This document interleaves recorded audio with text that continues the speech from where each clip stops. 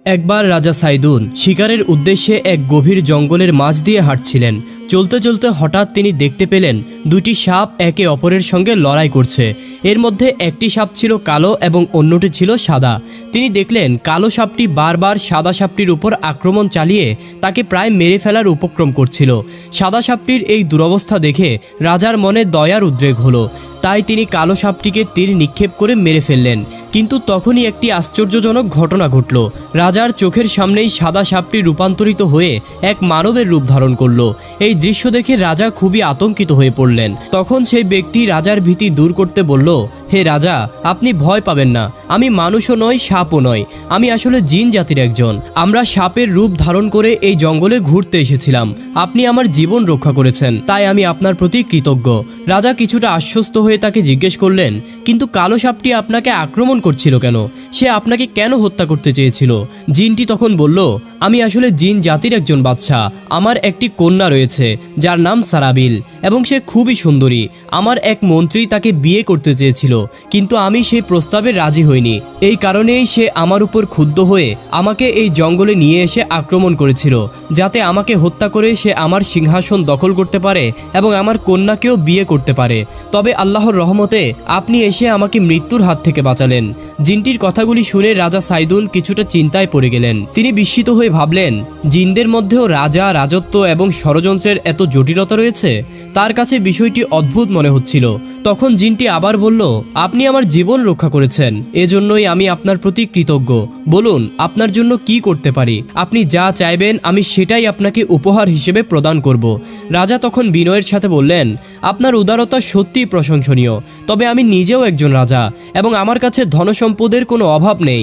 একজন রাজার চাওয়া পূরণ করা সহজ ব্যাপার নয়। জিনটি তখন বলল, আপনি শুধু একটি ইচ্ছা প্রকাশ করুন, তারপরে দেখুন যে আমি তা পূরণ করতে পারি কিনা।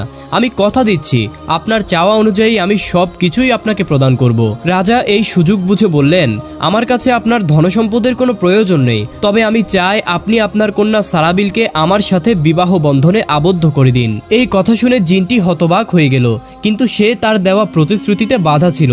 তাই বাধ্য হয়েই সে বলল, ঠিক আছে, যেহেতু আমি আপনাকে প্রতিশ্রুতি দিয়েছি তাই আপনার ইচ্ছা আমি পূরণ করব।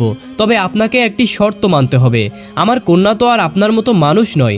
তার চলাফেরা, আচার আচরণ সবই ভিন্ন ধরনের হবে, যা আপনার পছন্দ নাও হতে পারে। তবে এসব নিয়ে আপনি তাকে কোনো প্রশ্ন করতে পারবেন না। যদি কোনো কারণে তাকে প্রশ্ন করেন তাহলে সেদিনই সে আপনাকে ছেড়ে চলে আসবে এবং তখন কেউ তাকে ফিরিয়ে আনতে পারবে না। রাজা সাইদুন শর্তটি শুনে আশ্বস্ত হয়ে বললেন, আপনি নিশ্চিন্ত থাকুন, আমার প্রচুর ধনসম্পদ আছে। আপনার কন্যার আচরণ যাই হোক আমি মেনে নেব। এরপর রাজা সেই জিনের কন্যাকে বিয়ে করে রাজপ্রাসাদে নিয়ে এলেন। তাদের দাম্পত্য জীবন অনেক সুখেই কাটছিল।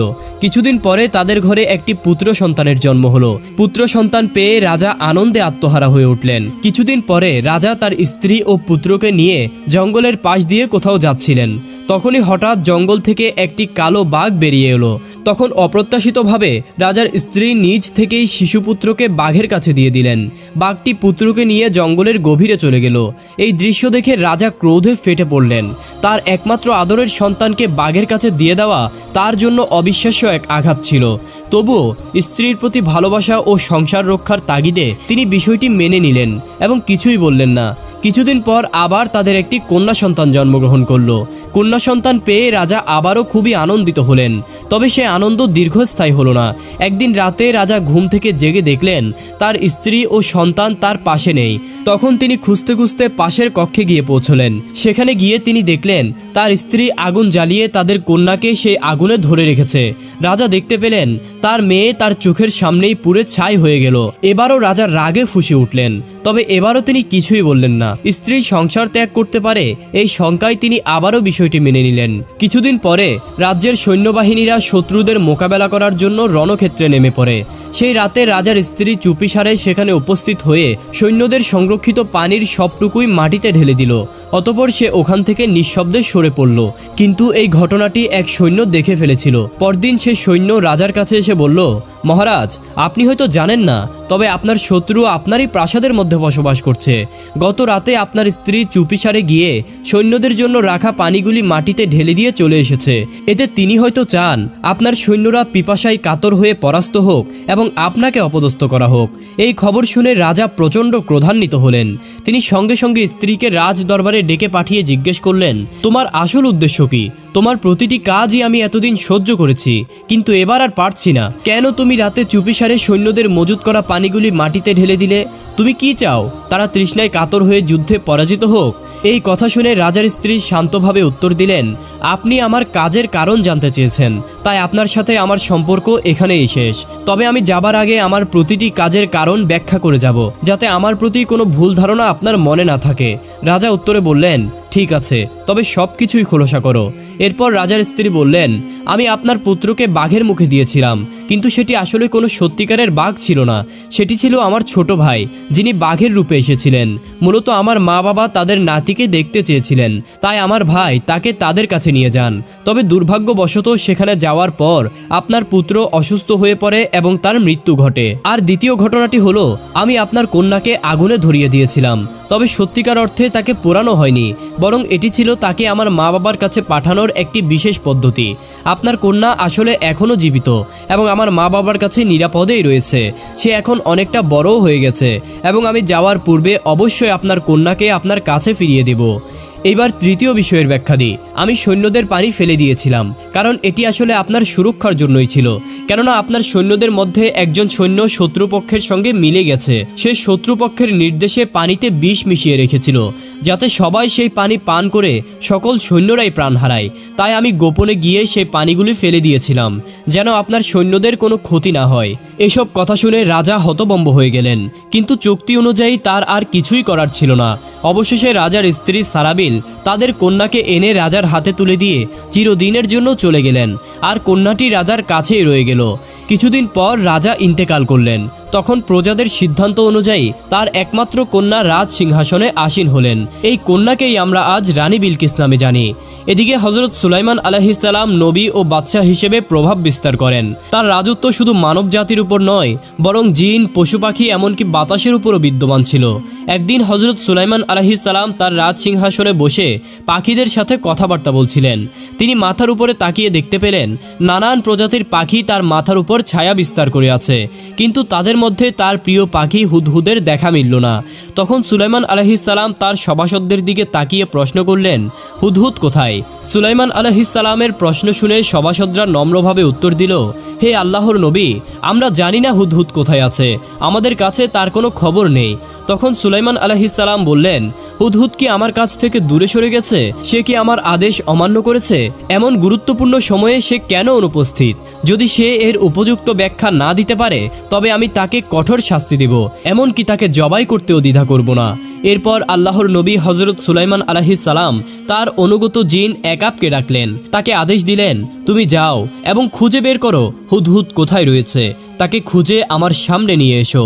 সুলাইমান আলাইহিস সালামের এই নির্দেশ পেয়ে একাব জিন দ্রুত হুদহুদকে খুঁজতে বেরিয়ে পড়ল।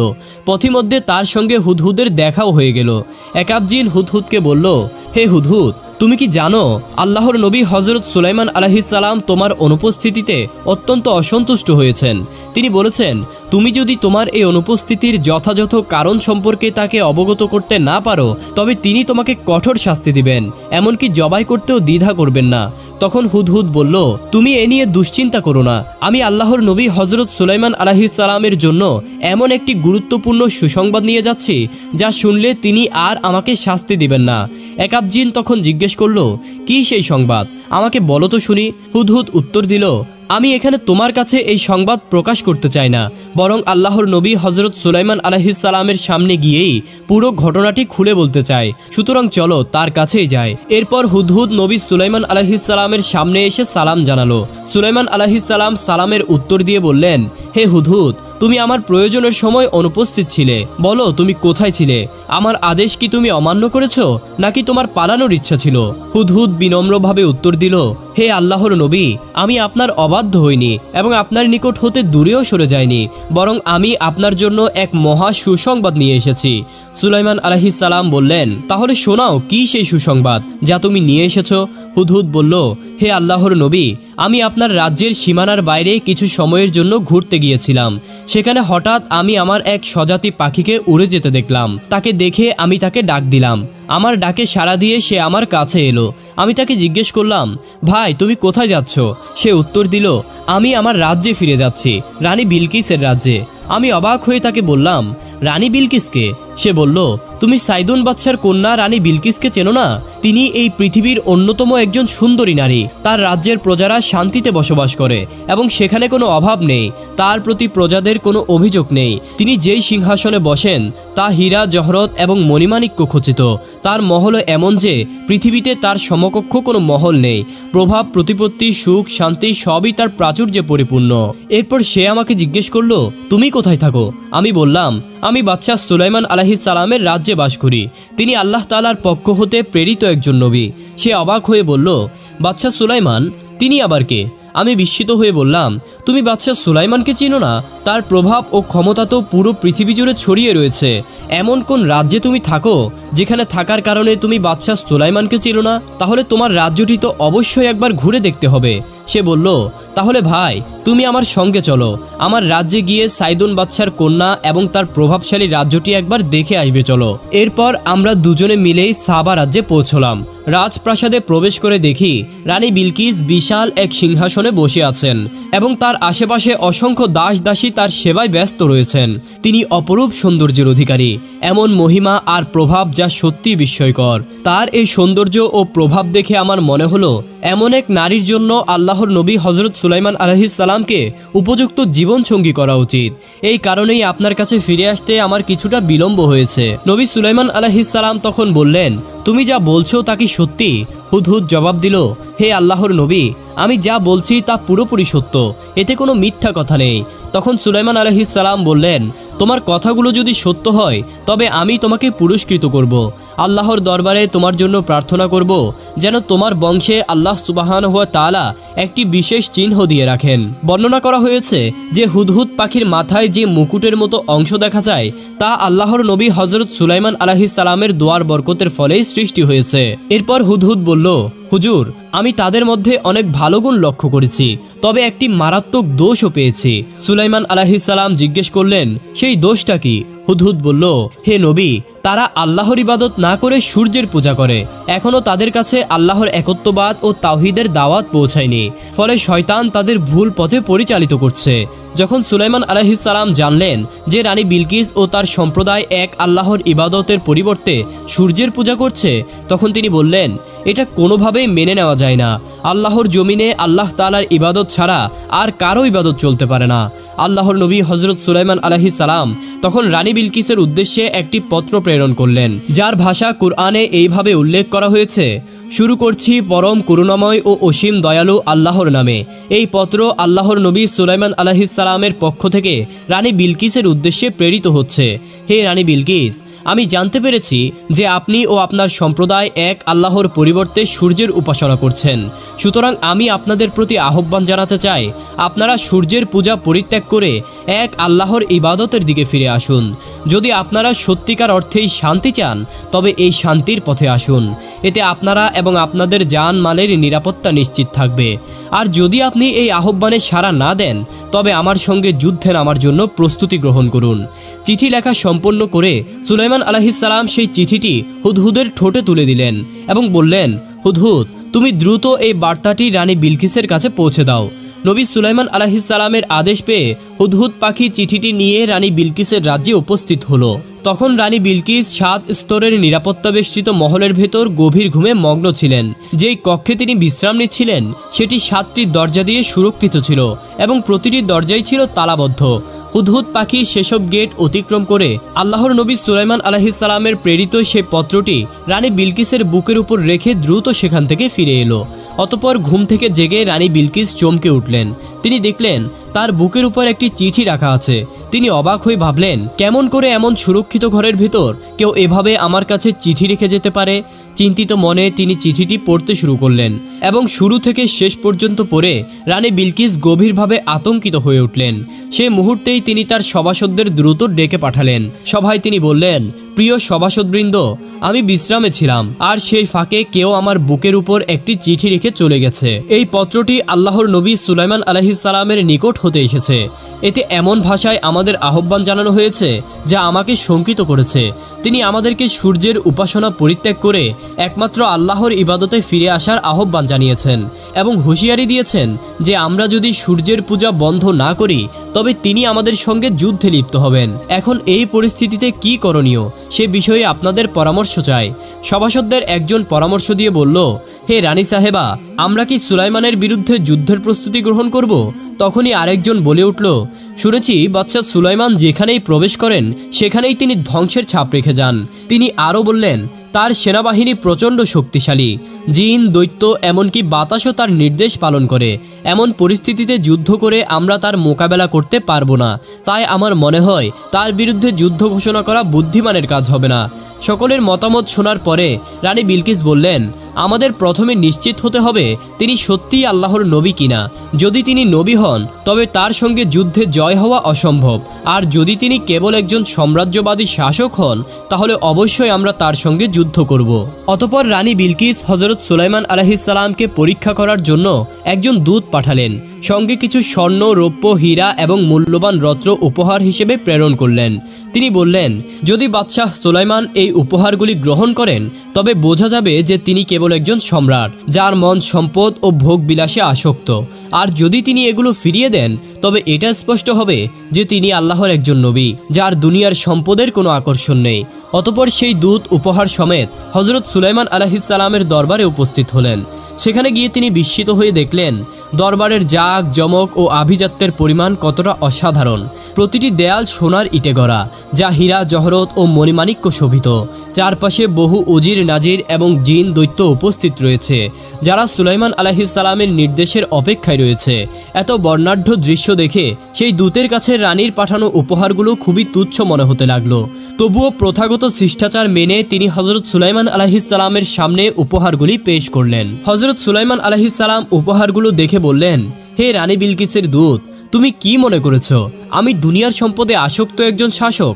আমি তোমাদের ধন সম্পদের প্রয়োজন অনুভব করি না। আল্লাহ, যিনি সব কিছুর মালিক, তিনি আমাকে এর চেয়েও বহুগুণের সম্পদ ও শক্তি দান করেছেন। তুমি এই উপহারগুলো নিয়ে ফিরে যাও এবং তোমার রানীকে জানাও, যদি তিনি এবং তার প্রজারা সূর্যের পূজা পরিত্যাগ করে এক ও অদ্বিতীয় আল্লাহর ইবাদতে ফিরে আসেন তবে তারা আল্লাহর পক্ষ থেকে পুরস্কৃত হবেন। কিন্তু যদি তিনি এই পথ ত্যাগ না করেন এবং সূর্যের পূজায় অনড় থাকেন তবে তাকে বলে দিও যে তিনি যেন আমার সঙ্গে যুদ্ধের জন্য প্রস্তুত থাকেন। দূত হযরত সুলাইমান আলাইহিস সালামের এই কথাগুলো শুনে দ্রুত ফিরে গিয়ে রানী বিলকিসের কাছে সব কিছু জানালো। সে বলল, রানী সাহেবা, আমি সুলাইমান আলাইহিস সালামের দরবারের শান শৌকত দেখে অভিভূত হয়েছি। তিনি অসীম প্রভাব প্রতিপত্তির অধিকারী। জিন, দৈত্য, এমনকি বাতাসও তার আদেশ মেনে চলে। আপনি যে উপহারগুলো তার নিকট পাঠিয়েছিলেন তিনি তা গ্রহণ করেননি, বরং তিনি আপনাকে সূর্যের পূজা ছেড়ে একমাত্র আল্লাহর ইবাদতে ফিরে আসতে বলেছেন। যদি আপনি তা না করেন তবে তিনি আপনাকে যুদ্ধের জন্য প্রস্তুত থাকতে বলেছেন। রানী বিলকিস দূতের কাছ থেকে সুলাইমান আলাইহিস সালামের বার্তা শোনার পর দ্রুত সভায় আহ্বান করলেন। সেখানে তিনি বললেন, হে সভাসদবৃন্দ, আমরা বাদশাহ সুলাইমানকে যে উপঢৌকন পাঠিয়েছিলাম তিনি তা গ্রহণ করেননি এবং তার পূর্বের কথাই অটল রয়েছেন। তিনি আমাদের জানিয়ে দিয়েছেন যদি আমরা সূর্যের পূজা ত্যাগ করে এক আল্লাহর ইবাদত না করি তবে তিনি আমাদের বিরুদ্ধে যুদ্ধ করবেন। এই কথা শোনার পর সভাসদরা বলল, তাহলে আমাদের উচিত তার কাছে গিয়ে আত্মসমর্পণ করা যাতে রক্ষা পাওয়া যায়। কিন্তু রানী বিলকিস বললেন, আমরা কেবল একটা ধমকেই ভয় পেয়ে আত্মসমর্পণ করতে পারি না। আমি নিশ্চিত হতে চাই যে তিনি সত্যিই আল্লাহর নবী কিনা। এজন্য আমি তার আরও কিছু পরীক্ষা নিতে চাই। এরপর রানী বিলকিস হযরত সুলাইমান আলাইহিস সালামের কাছে 4টি পরীক্ষা পাঠানোর পরিকল্পনা করলেন। প্রথম পরীক্ষায় তিনি কিছু দাস ও দাসীকে একই ধরনের পোশাকে সুসজ্জিত করালেন, এমনভাবে যেন তাদের মধ্যে কে পুরুষ আর কে মহিলা তা চেনা অসম্ভব হয়ে যায়। এরপর দূতকে নির্দেশ দিলেন, তুমি সুলাইমান আলাইহিস সালামকে বলবে তিনি যেন এই লোকগুলোর মধ্যে পুরুষ ও মহিলাদের সঠিকভাবে পার্থক্য করে দেন। দ্বিতীয় পরীক্ষায় তিনি কিছু অমূল্য ইয়াকুত পাথর দিলেন এবং বললেন, তুমি তাকে বলবে কোনো দুনিয়াবি মেশিন বা যন্ত্র ব্যবহার না করে এই পাথরগুলোকে ছিদ্র করতে। তৃতীয় পরীক্ষায় কিছু অলস এবং চঞ্চল ঘোড়া নির্বাচন করে তিনি বললেন, তুমি সুলাইমানকে বলবে তিনি যেন ঘোড়াগুলোর মধ্য থেকে অলস ও তেজি ঘোড়াগুলো আলাদা করে দেন। চতুর্থ পরীক্ষায় অবশেষে তিনি একটি শিশি তুলে দিয়ে বললেন, তুমি তাকে বলবে এমন পানি দিয়ে এই শিশি পূর্ণ করতে যা আকাশ থেকে বৃষ্টি হয়ে ঝরে পড়েনি। এইসব কঠিন পরীক্ষা পাঠানোর উদ্দেশ্য ছিল সুলাইমান আলাইহিস সালামের জ্ঞান ও প্রজ্ঞা যাচাই করা এবং সত্যিই তিনি আল্লাহর নবী কিনা তা নিশ্চিত হওয়া। দূত রানী বিলকিসের এই 4টি পরীক্ষা নিয়ে হযরত সুলাইমান আলাইহিস সালামের দরবারে উপস্থিত হয়ে তাকে সবকিছু বিস্তারিতভাবে জানালো। দূতের কথা শুনে হযরত সুলাইমান আলাইহিস সালাম বললেন, আচ্ছা ঠিক আছে, আল্লাহর ইচ্ছায় আমি এই পরীক্ষাগুলো সফলভাবে সম্পন্ন করব ইনশাআল্লাহ। প্রথম পরীক্ষায় হযরত সুলাইমান আলাইহিস সালাম দাস ও দাসীদের মধ্যে পুরুষ এবং মহিলাদের মধ্যে পার্থক্য করার জন্য তাদেরকে বললেন, তোমরা সবাই তোমাদের হাত ধুয়ে আসো। নির্দেশ পেয়ে সবাই হাত ধুতে আরম্ভ করলো। দেখা গেল পুরুষেরা তাদের কাপড়ের হাতা বেশি উপরে তুলল যাতে হাত ধুতে সুবিধা হয়, আর মহিলারা লজ্জায় তাদের কাপড়ের হাতার অংশ কম তুলেই হাত ধৌত করলো। তখন সুলাইমান আলাইহিস সালাম বলে দিলেন, যারা তাদের কাপড়ের হাতা বেশি তুলেছে তারা পুরুষ আর যারা কম তুলেছে তারা মহিলা। এভাবে তিনি প্রথম পরীক্ষায় সফল হলেন। দ্বিতীয় পরীক্ষায় আল্লাহর নবী সুলাইমান আলাইহিস সালাম রানী বিলকিসের দেওয়া ইয়াকুত পাথরগুলো ছিদ্র করার জন্য কিছু বিশেষ প্রজাতির কীটকে আহ্বান করলেন। তিনি বললেন, হে কীটেরা, তোমরা এই ইয়াকুত পাথরগুলো ছিদ্র করো। আল্লাহর হুকুমে সেই কীটগুলো সহজেই পাথরগুলোতে ছিদ্র করে ফেলল। এতে সুলাইমান আলাইহিস সালাম দ্বিতীয় পরীক্ষাতেও উত্তীর্ণ হলেন। অতঃপর তৃতীয় পরীক্ষায় অলস ও তেজি ঘোড়াগুলোর মধ্যে পার্থক্য করার জন্য তিনি তার দাসদেরকে ঘোড়াগুলোর সামনে ঘাস ও ছোলা বুট এনে রাখার নির্দেশ দিলেন। দেখা গেল অলস ঘোড়াগুলো তাড়াহুড়ো করে ছোলা বুট খেতে শুরু করলো, কারণ এগুলো সহজে খাওয়ার মতো ছিল। অন্যদিকে তেজি ঘোড়াগুলো অপেক্ষা করে ঘাস খেতে আরম্ভ করলো, যা চিবিয়ে খেতে হয়।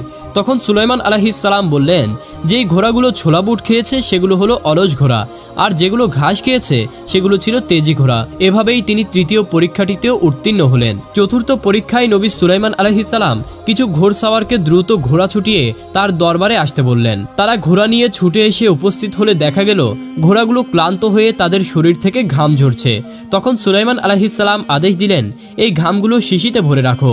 যেহেতু এই ঘামের পানিগুলো আকাশ থেকে বৃষ্টি হয়ে বর্ষিত হয়নি, সুতরাং এটি সেই পানি ছিল যা রানী বিলকিস চেয়েছিলেন।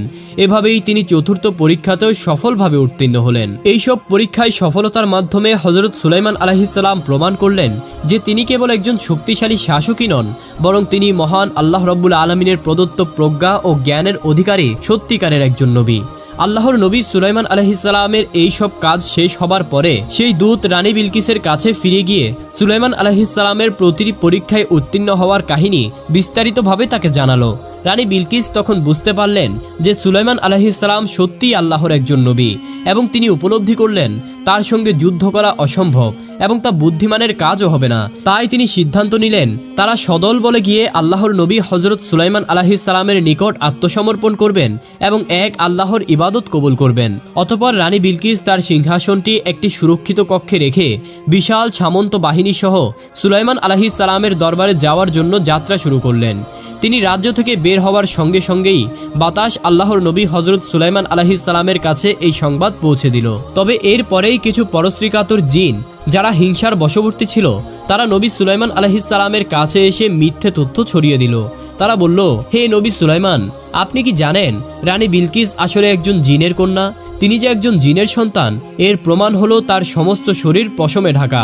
আর আরেকটি বিষয় হলো রানী বিলকিস অত্যন্ত নির্বোধ একজন মহিলা, তার মধ্যে কোনো প্রজ্ঞা বা বুদ্ধিমত্তা নেই।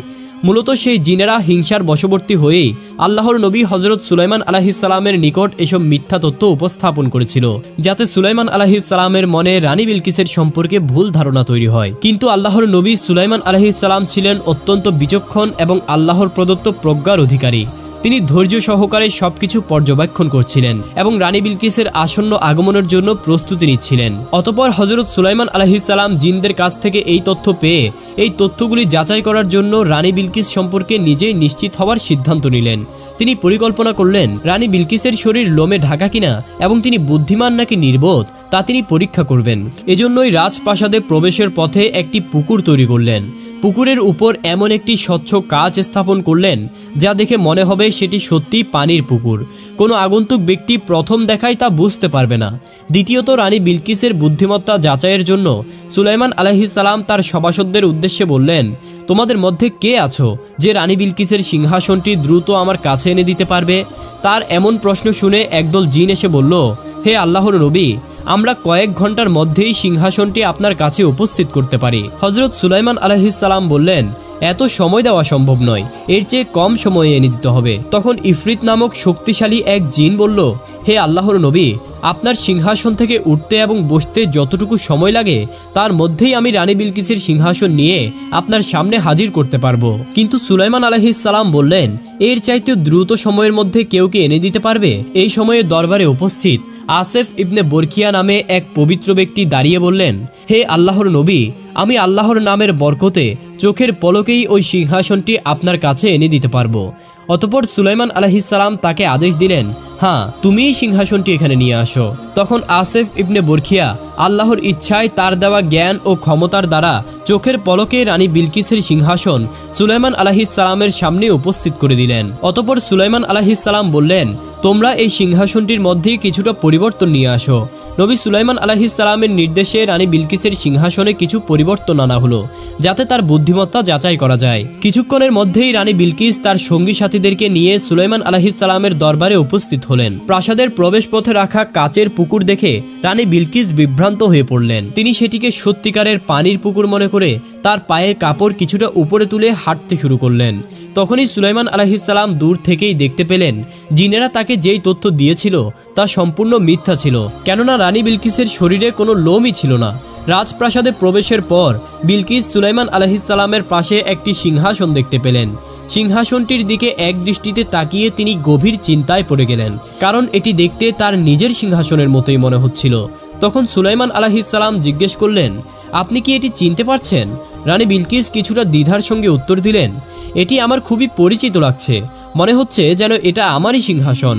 রানী বিলকিসের সিংহাসন চেনার মাধ্যমে নবী সুলাইমান আলাইহিস সালাম নিশ্চিত হলেন যে জিনেরা যে তথ্যগুলি তার সামনে উপস্থাপন করেছিল সেগুলি সবগুলি মিথ্যা ছিল। তিনি বুঝতে পারলেন রানী বিলকিস কেবলমাত্র ক্ষমতাশালী রানীই নন, বরং তিনি অত্যন্ত বুদ্ধিমতী ও বিচক্ষণ একজন নারী। এরপর নবী সুলাইমান আলাইহিস সালাম তার নিকট ইসলামের দাওয়াত পেশ করলেন। রানী বিলকিস নবী সুলাইমান আলাইহিস সালামের দাওয়াতকে আন্তরিকভাবে গ্রহণ করলেন এবং আল্লাহর একত্ববাদকে সাদরে গ্রহণ করলেন। তিনি বললেন, হে আল্লাহর নবী, আজ থেকে আমি এবং আমার প্রজাগণ সূর্য পূজা ছেড়ে একমাত্র আল্লাহ তাআলার ইবাদতে ফিরে এসেছি এবং আমরা সবাই আজ থেকে এক আল্লাহর পথে আমাদের জীবন পরিচালিত করব। এরপর তিনি সুলাইমান আলাইহিস সালামের হাতে হাত রেখে কালেমা পাঠ করে ইসলাম গ্রহণ করলেন। অতঃপর রানী বিলকিস নবী সুলাইমান আলাইহিস সালামকে অনুরোধ করলেন, হে আল্লাহর নবী, আপনার কাছে আমার একটি অনুরোধ রয়েছে, আর তা হলো যদি আপনি আমাকে আপনার জীবন সঙ্গিনী বানিয়ে নিতেন তাহলে আপনার নিকট আমি চিরকৃতজ্ঞ থাকতাম। তখন নবী সুলাইমান আলাইহিস সালাম তার এই অনুরোধে তাকে বিবাহ করলেন। তবে অনেক ইতিহাসবিদদের মধ্যে এই বিষয়ে মতভেদ রয়েছে। কেউ কেউ মনে করেন সুলাইমান আলাইহিস সালাম ও রানী বিলকিসের মধ্যে বিবাহ হয়েছিল, আবার অনেকেই বলেন এই বিবাহ সংগঠিত হয়নি এবং তারা কেবল রাজনৈতিকভাবেই মিত্র হয়ে কাজ করছিলেন। তবে সঠিক ব্যাপার তো আল্লাহ তাআলাই ভালো জানেন।